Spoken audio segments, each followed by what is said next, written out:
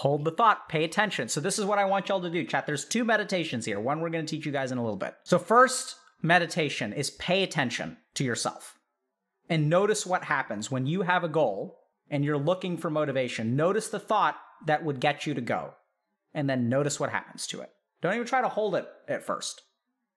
Just notice what happens to it, right? Because if you try to hold it, then what's going to happen? Oh, like, I need to go to the gym. And then you're like, oh my God, I'm trying so hard to hold it. I'm trying so hard to hold it. I'm trying so hard to hold it. I'm trying so hard to hold it. It's not actually thinking about the gym. Or, I need to go to the gym. Oh my God, I'm so dumb. I can't hold it. I can't hold it. I can't hold it. I'm so bad at this. I'm so lazy. I'm so undisciplined. Not even holding the thought. Weird. Pay attention.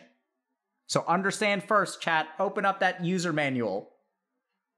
Look at the FAQ of your mind and learn about yourself. Second thing, Trataka. We're going to teach you guys a yantra Trataka, okay? So Trataka is fixed point gazing. So what I'm going to teach you guys to do, what we're going to do is we're going to like stare at something and we're going to like look at it without blinking, okay? So what I want y'all to do is I'm going to show you a picture and I'm going to instruct you to look at the middle of the picture without blinking. Now, you can do a half-lidded gaze. If it starts to get too painful, you can close your eyes, but try to hold your gaze as long as you can.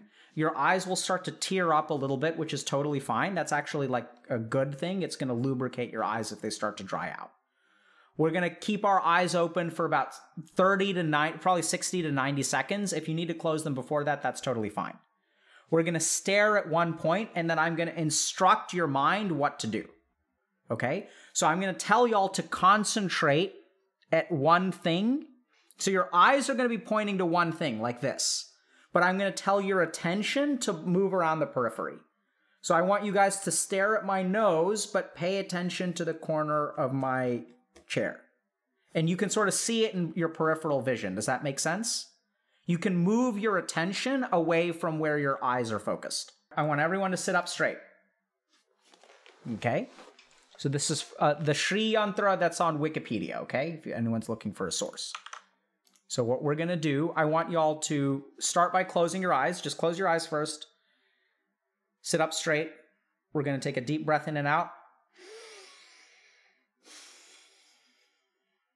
Good. We're just going to calm down for a second. We're going to take a couple breaths.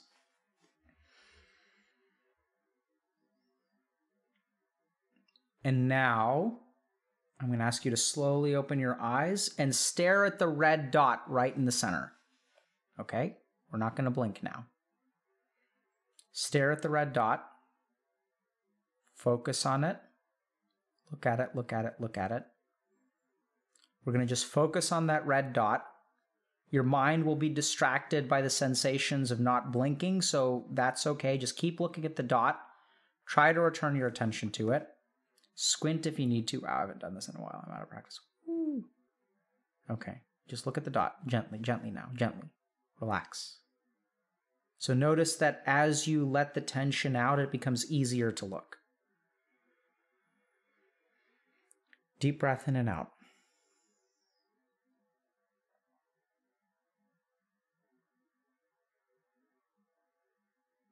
Focus on your breathing. Keep looking. Don't blink.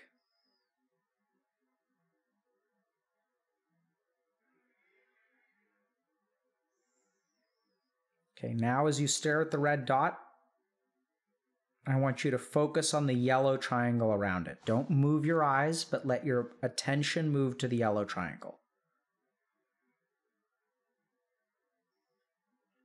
And after a breath, go to the green triangles around that. Remember, we're not going to move our eyes, but move your attention outward. Expand your attention. And then expand outward to the black triangles. And then expand outward to the red triangles. Don't let your eyes move. Expand outward to the blue triangles.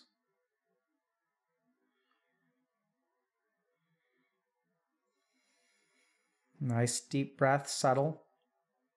And then slowly move outward to what you see outside of that, the red petals.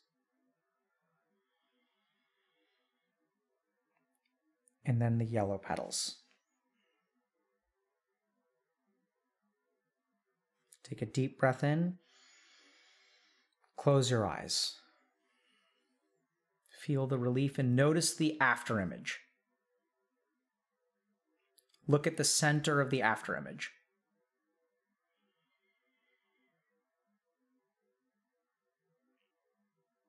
So focus on the center of the after image with your eyes closed. And notice the different aspects. So you can even move outward from the center and put your attention to the after image. The triangles, the circles.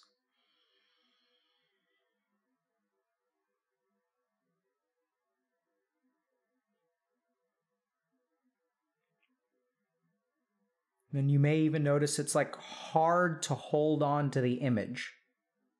But you can almost relax a little bit and it'll float to the surface.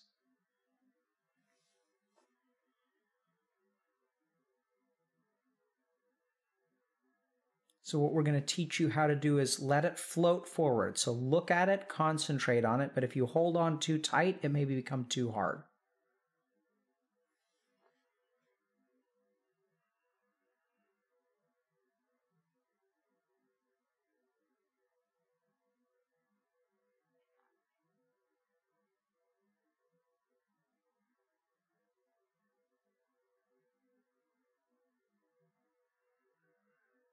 All right. Now put your hands together in front of you. Rub them together. Rub, rub, rub, rub, rub, rub, rub. And then cup them over your eyes.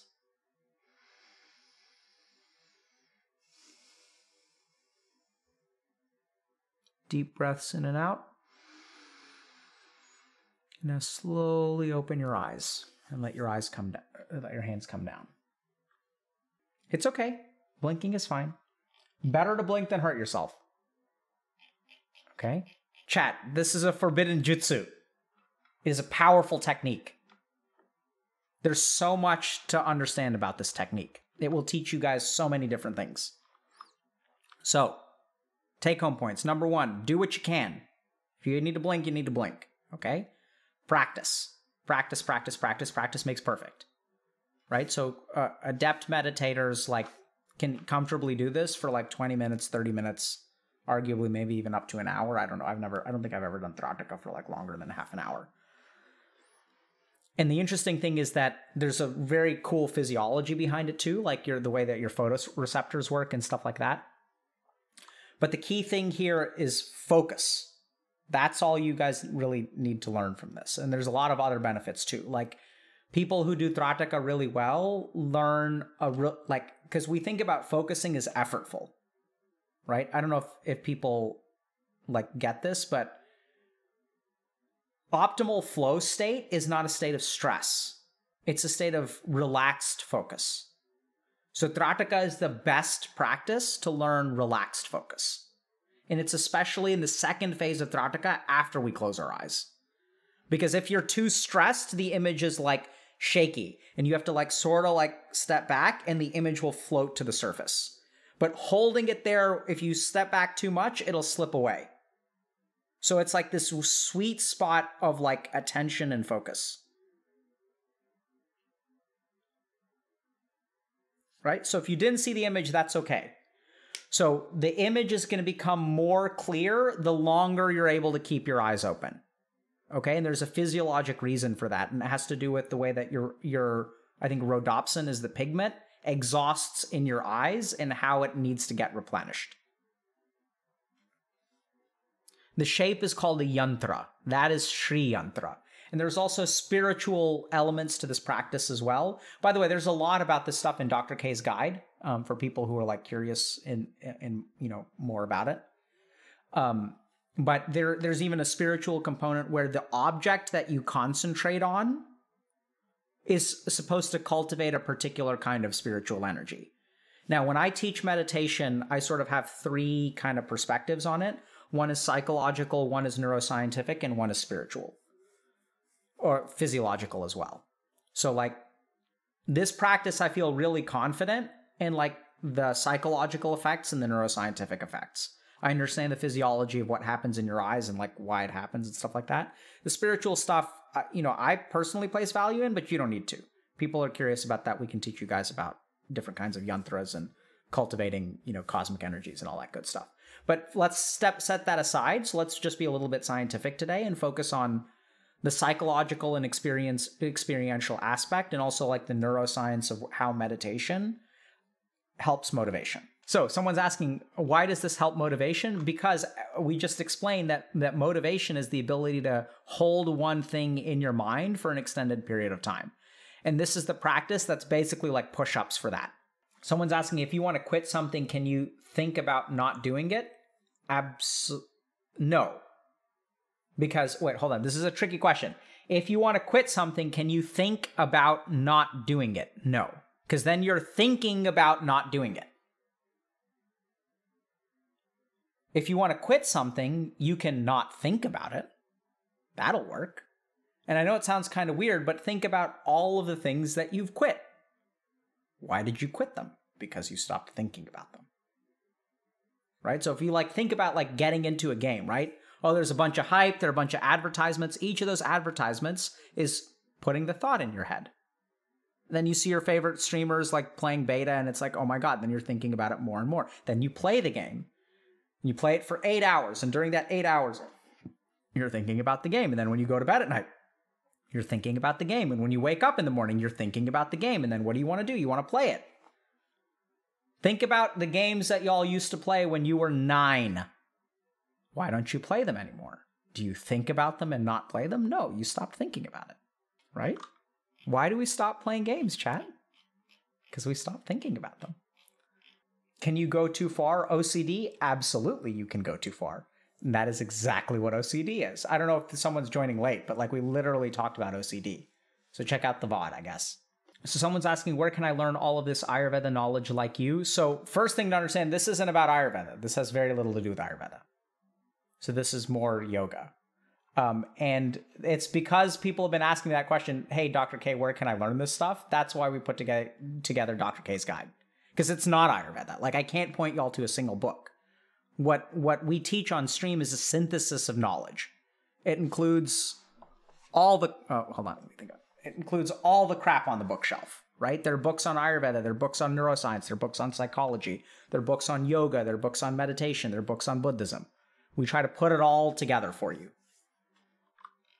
I'm done with my part of the guide. I was highly motivated for a long period of time, even though it was obscenely painful and tiring. But I'm done. So now it's in post-production. Why don't you use the word mindfulness? There's literally a video about that in Dr. K's guide. So here's the reason I don't use mindfulness. Because mindfulness is not meditation. So what happened is scientists who had had personal experiences with meditation tried to figure out, there are all these different types of meditation, right? There's mantra chanting, and then there's Zen meditation, and then there's tantric meditation, and then there's Kundalini